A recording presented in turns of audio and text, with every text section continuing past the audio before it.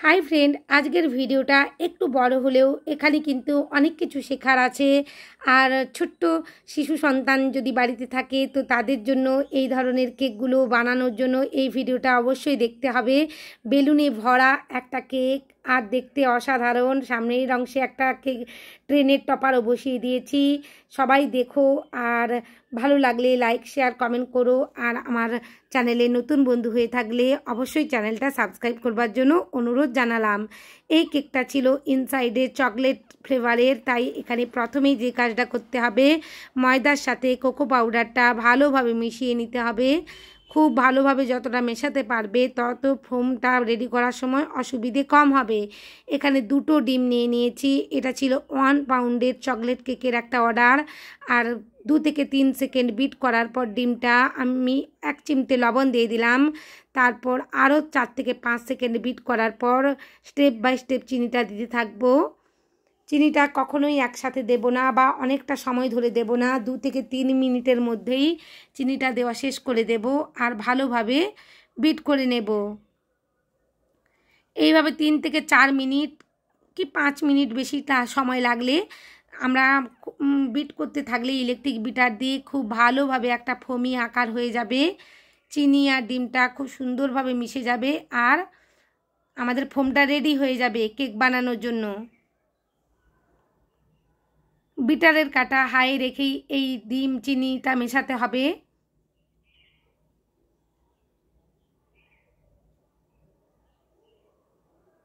আমার মনে হচ্ছিল আরেকটু বিট করতে হবে, আমি করে নিলাম। এখানে চকলেট এসেন্স দিয়ে দিয়েছি, একটু ভ্যানিলা এসেন্সও দিয়ে দিলাম, তেলটা দিয়ে দিচ্ছি। এই পর্যায়ে এসে বেশিক্ষণ বিট করা যাবে না, 3 থেকে 4 সেকেন্ডের জন্য বিট করব। বিটারের কাটা খুলে নিয়েছি আর একটা স্ট্রেনারের মধ্যে আমি কোকো পাউডার মেশানো ময়দাটা দিয়ে দিয়েছি আর চেলে চেলে এখানে দেব। একসাথে সমস্ত ময়দাটা দেব না, চেলে চেলে অল্প অল্প করে দিতে থাকবো। এখানে কোকো পাউডার আছে, খুবই সাবধানে আলতো হাতে মাখাতে হবে, নালে ফোমটা বসে যাওয়ার সম্ভাবনা থাকে। ধীরে ধীরে আমি সমস্ত কোকো পাউডার মেশানো ময়দাটা মিশিয়ে নিচ্ছি আর খুবই আলতো হাতে কাজটা করেছি। একটা স্প্যাচুলা দিয়ে দেখিয়ে দিচ্ছি কত সুন্দরভাবে মিশে গেছে। আর আগে থেকে 6 ইঞ্চির মোল্ড একটা রেডি করে রেখেছিলাম বাটার পেপার দিয়ে, তার মধ্যে সমস্ত ব্যাটারটা আমি ঢেলে দিচ্ছি। আমি বেক করে নিয়ে এসেছি ওটিজির মধ্যে। আমি এটা 140 ডিগ্রিতে 35 মিনিটের জন্য বেক করেছি। তোমরা তোমাদের ইলেকট্রিক যে ওভেন বা ওটিজি যারই মধ্যে বেক করো না কেন নিজেদের টেম্পারেচার অনুযায়ী ইলেকট্রিকের সেই অনুযায়ী বানিয়ে নেবে বা দেখে নেবে, সেট করে নেবে। সব জায়গায় টেম্পারেচার একই নয়, আপ ডাউন হতেই থাকে, তাই টাইম বা টেম্পারেচারের যে আমরা নবটা ঘুরিয়ে থাকি ওটিজির মধ্যে সেটা আলাদাই হতে পারে, কোনো অসুবিধে নেই, তোমরা দেখে করে নেবে। এখানে আমি 3টে লেয়ারে ভাগ করে নেব। অনায়াসেই আমার 3টে লেয়ারে ভাগ হয়ে যাচ্ছে। এরপর একটু ক্রিম হুইপ করে নিয়েছিলাম, ক্রিমের মধ্যে 2 টেবিল স্পুন গানাশ দিয়ে দিলাম, চকলেট গানাশ। এইভাবে চকলেট গানাশ দিয়ে যদি কেক বানানো যায় কেকটা খেতে অসাধারণ হয়। এখানে একটা বোর্ড নিয়ে নিয়েছি, তার মধ্যে আমি একটু চকলেট মেশানো যে ক্রিমটা রেডি করেছিলাম সেটাই একটু লাগিয়ে নেব যাতে কেকটা ডেলিভারি করবার সময় কোনো রকমের অসুবিধে না হয়।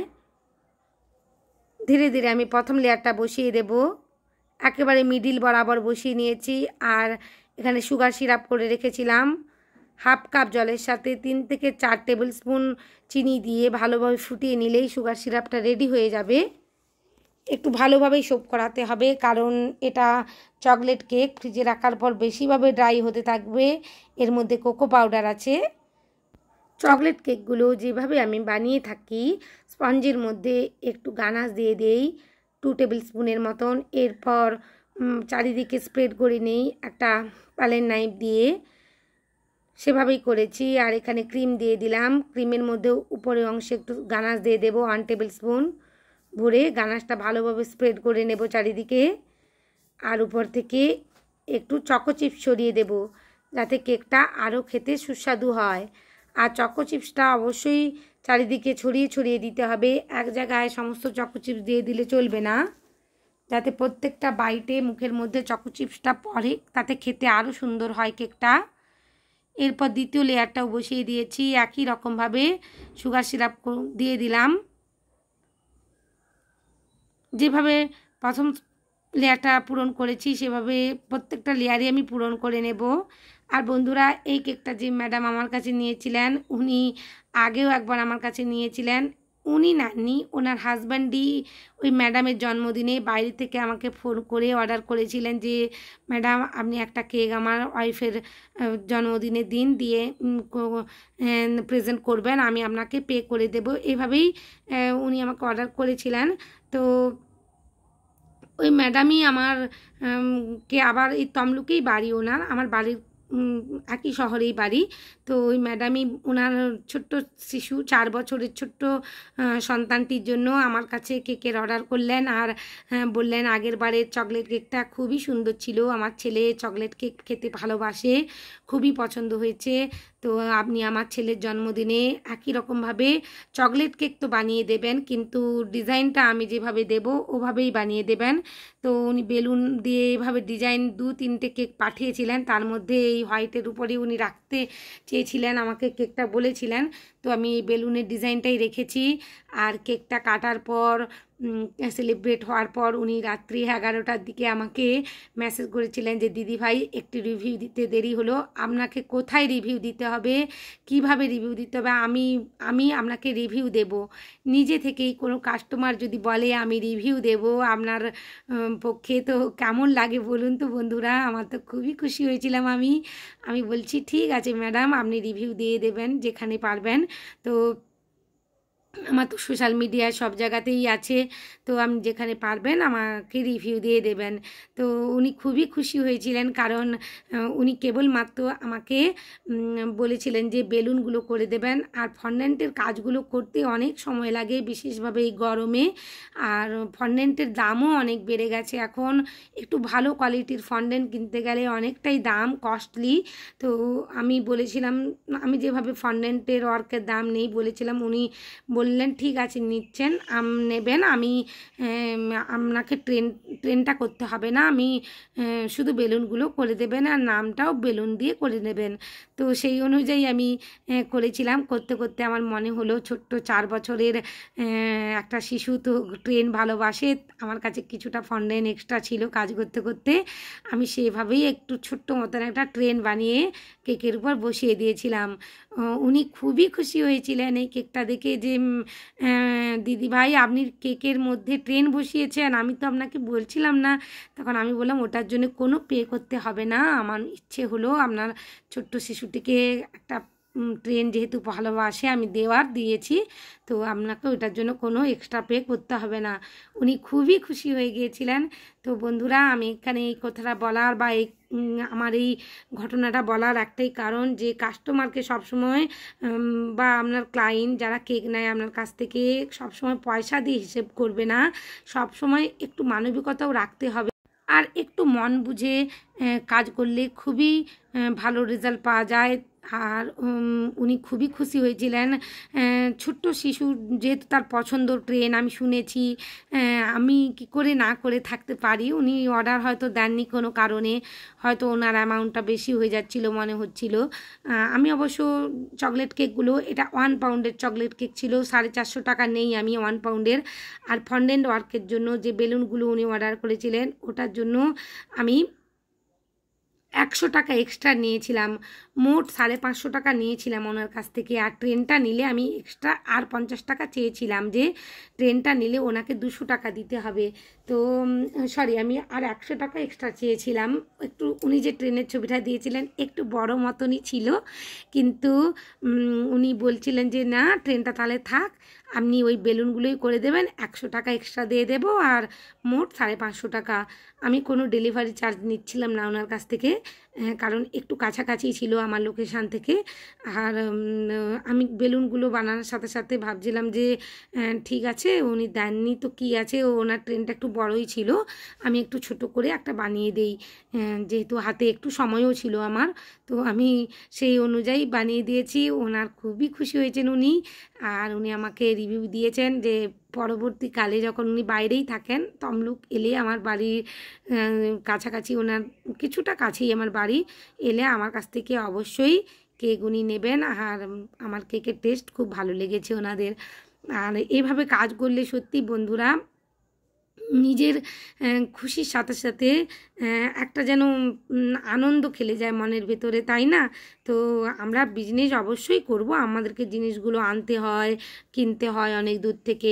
আর এখন দ্রব্যমূল্যও অনেক হয়ে গেছে সমস্ত জিনিসের, ফন্ডেন্ট যে দামে কিনতাম তার থেকে অনেক দাম বেড়ে গেছে, তাই আমাদেরকে অবশ্যই রাখতে হবে আমাদের জন্য কিছু, আর কিছু কিছু ক্ষেত্রে এগুলো করতেও হবে। তাহলে দেখবে তোমার কাছে নিশ্চয়ই অর্ডার আসবে, আর যে ক্লায়েন্ট তোমার কাছ থেকে কেক নেয় সে তোমার প্রতি খুবই ভালোবাসবে তোমাকে। আর দেখো আমি কিভাবে বেলুনগুলো বানিয়ে নিচ্ছি, এটা একেবারে সিম্পল।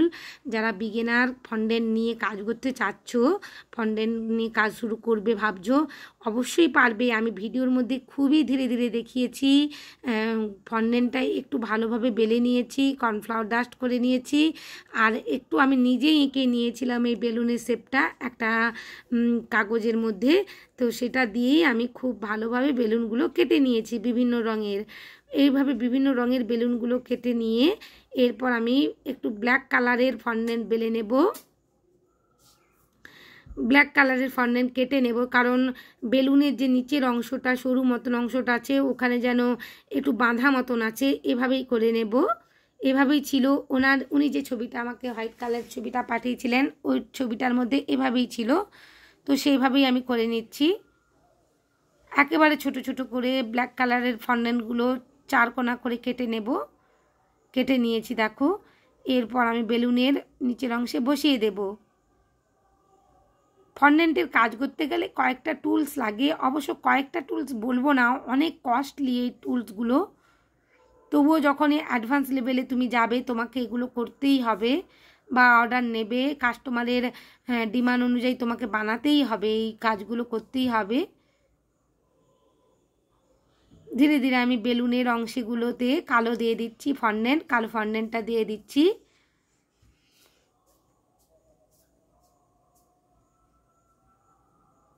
এই বেলুনগুলো আমি কেকের সাইডের অংশে বসানো থাকবে, আর বেলুনগুলোর উপরে নাম লেখা ছিল, ওনার ছোট্ট শিশুটির নাম ছিল ধ্যান, তো সেইভাবেই উনি আমাকে স্পেলিংটা পাঠিয়ে দিয়েছিলেন হোয়াটসঅ্যাপে, তো সেই অনুযায়ী আমি ফন্ডেন্ট দিয়েই আমার যে নেম মোল্ড আছে তার মধ্যে বসিয়ে ফন্ডেন্ট বসিয়ে আমি নামটা লিখে নিয়েছি। সেই নামগুলোর যে ওয়ার্ডগুলো সেগুলো আমি বসিয়ে দিয়েছি বেলুনের মধ্যে। এই ধরনের কেকগুলো একটু নতুনত্ব মতন। আর এখানে বেলুন করে নিচ্ছি, হাতের একটু ক্যাপাসিটি থাকলেই করা যাবে। একটু উপরের অংশটা প্রথমে গোল করে নেব, গোল করে একটু কোণা করে সরু করে নেব নিচের অংশটা। অসাধারণ বেলুন রেডি হয়ে যাবে। দেখুন আমার কত সুন্দরভাবে বেলুনগুলো রেডি হয়ে গেছে, মনে হচ্ছে সত্যিকারের যেন বেলুন। যে অংশগুলো একটু চাপটা মতন হয়ে যাচ্ছিল সেগুলোকেও একেবারে বেলুনের মতন শেপ করে নিচ্ছি। প্রথমে গোল করে নিয়েছি, তারপর নিচের অংশটা একটু সরু করে নিয়েছি। খুব ভালো বেলুন রেডি হয়ে গেছে। এবার আমি যটা বেলুন বানিয়েছি সেই অনুযায়ী বেলুনের রং অনুযায়ী আমি গোল গোল করে ছোট ছোট করে ফন্ডেন্ট কেটে নিচ্ছি। এগুলো বেলুনের নিচে যে গার্ডারের মতন বাঁধা মতন থাকে সেই রকমই একটা এফেক্ট করে নেব। আমি ভিডিওয়ে দেখিয়ে দিচ্ছি, তোমরা দেখলে নিশ্চয়ই বুঝতে পারবে। এরপর স্কিওয়ারটা আটকে নেব একেবারে, যাতে সেট হয়ে যাওয়ার আগেই এটা আটকে নিতে হবে স্কিওয়ারগুলো। এই বেলুনগুলো সেট হয়ে গেলে কিন্তু স্কিওয়ার আটকালে আর আটকাবে না, কারণ বেলুনগুলো সেট হয়ে যাবে, শক্ত হয়ে যাবে এই ফন্ডেন্টের বেলুনগুলো। প্রত্যেকটা বেলুনই আমি এভাবে স্কিওয়ার দিয়ে আটকে নেব, আর নিচের অংশে ওইভাবে ছোট্ট ছোট্ট ফন্ডেন্ট দিয়ে একটা বেলুনের মতন যে গার্ডার দিয়ে বাঁধা থাকে সেই রকম একটা এফেক্ট করে নেব। কাজগুলো সহজ, কিন্তু একটু ধৈর্যের আর একটু সময়ের, একটু ধৈর্য ধরে একটু সময় দিলে নিশ্চয়ই পারা যায়। প্রত্যেকটা কাজেই বন্ধুরা ধৈর্য আর সময় আর পরিশ্রম, এই তিনটে যদি জিনিস তুমি দিতে পারো সত্যি তুমি সফলতা পাবে। ধীরে ধীরে আমার সমস্ত বেলুনগুলো রেডি হয়ে গেছে। আমি একটা বড় প্লেট নিয়ে আসবো, ছোট প্লেটটা থাকছিল না, আমি বড় প্লেট নিয়ে এসে সমস্ত ডেকোরেশনগুলো আমি সেট করতে রেখে দেব। আমি একটু কর্নফ্লাওয়ার লাগিয়ে নিচ্ছি যাতে বেলুনগুলো রাখার পর অসুবিধে না হয়। আমার ছোট প্লেটটা কুলোচ্ছিল না, আমি বড় প্লেটের মধ্যে সেট করতে রেখে দেব বেলুনগুলো। অবশ্যই ফন্ডেন্ট করার পর সেট করে নিতে হবে। আমি খোলা বাতাসের মধ্যেই রেখে দিয়েছি, টেবিলের মধ্যেই, ওটা সেট হয়ে যাবে। এরপর ট্রেন গাড়িটা করে নিচ্ছি। তোমাদের বাড়িতে যদি ছোট শিশু থাকে ট্রেন গাড়ি তো নিশ্চয়ই পছন্দ করবে। তোমরা অবশ্যই চেষ্টা করো এভাবে ট্রেন গাড়ি বানিয়ে দিতে, ওরা খুবই খুশি হয়ে যাবে। এখানে অল্প একটু ফন্ডেন্টেরই কাজ আছে, বেশি ফন্ডেন্টের কাজ নেই। ইয়েলো কালারের ফন্ডেন্ট একটু লম্বা করে বেলে নিয়েছি, গোল করে নিয়েছি হাতের সাহায্যেই। ফন্ডেন্টের কাজ কিছুটা হাতের উপরও নির্ভর করে, সমস্ত কিছু টুলস দিয়ে হয় না। এরপর ট্রেন গাড়ির যে উপরের অংশটা থাকে সেটাই করে নিলাম। একটু ফন্ডেন্টের একটা টুলস দিয়ে চারিদিকটা সমানভাবে করে নিতে হবে, একটা দিক সরু একটা দিক মোটা করলে হবে না। এরপর আমি ইয়েলো কালারের ফন্ডেন্ট একটু বেলে নেব আর একটু ট্রেনের জানালা মতন করে নেব।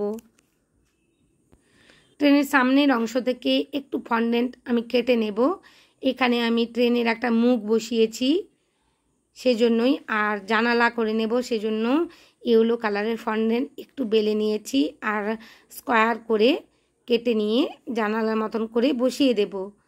এখানে যদি তোমাদের ফন্ডেন্ট বসাতে অসুবিধে হয় ওয়াটার একটু লাগিয়ে নিতে পারো তুলির সাহায্যে, খুব সহজেই বসে যাবে। তবে বেশি ওয়াটার ফন্ডেন্টে ব্যবহার করা যাবে না, ফন্ডেন্ট এমনিতেই চিপচিপে একটা জিনিস, আরও চিপচিপে হয়ে যাবে, কিছুতেই কাজ করতে পারবে না। ট্রেন গাড়ির উপরের অংশটা আমার কমপ্লিট হয়ে গেছে। এরপর আমি ছোট ছোট করে চাকাও করে নেব কালো ফন্ডেন্ট দিয়ে।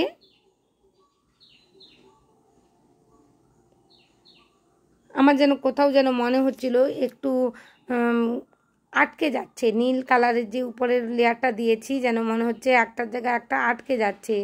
এখানে একটু ছোটোই মনে হচ্ছিল, আমি আবারও খুলে নিলাম। এই অংশটা আমি বাদ দিলে দিতেই পারতাম কিন্তু দিলাম না, কারণ যারা এরকম ছোট ধরনের ট্রেন বানাতে চাচ্ছ তাদের জন্য রেখেছি। আমি আরেকটু ইয়েলো কালারের ফন্ডেন্ট নিয়ে নিয়েছি আর একই রকমভাবে রোল করে নিয়েছি যাতে আমার কাজটা করতে সুবিধে হয়। বেশি ফন্ডেন্ট দিয়ে একটু কাজ করলে একটু লম্বা হয়েছে আর একটু বড় হয়ে গেছে ব্যাপারটা, তাই কাজটা করতে সুবিধে হবে। এখানে আমি ইঞ্জিনটা বসিয়ে দেব, রেড কালারের ইঞ্জিন থেকে ধোঁয়া উঠছে এরকমও বানিয়ে দেব। ছোটোর উপর ট্রেনটা খুবই সুন্দর লেগেছিল। তোমাদের যদি ভালো লাগে অবশ্যই তোমরা বানিও তোমাদের ছোট্ট ক্ষুদে সদস্যটির জন্য। আর আমার চ্যানেলে নতুন বন্ধু হয়ে থাকলে অবশ্যই আমার চ্যানেলটা সাবস্ক্রাইব করবার অনুরোধ জানালাম। আর এই ফন্ডেন্ট ওয়ার্ক নিয়ে যদি তোমরা উপকৃত হয়ে থাকো প্লিজ আমাকে কমেন্ট করো।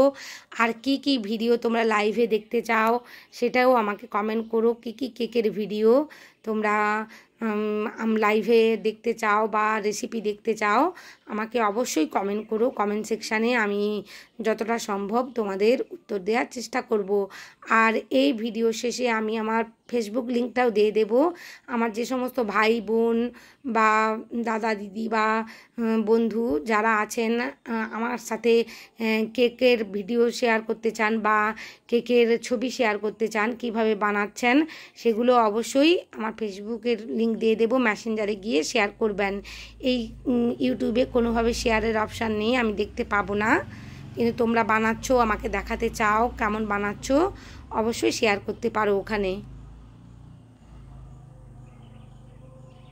এরপর আমার ডেলিভারি দেওয়ার পালা, কেকটা আমি ভালোভাবে ডেকোরেশন করে নেব।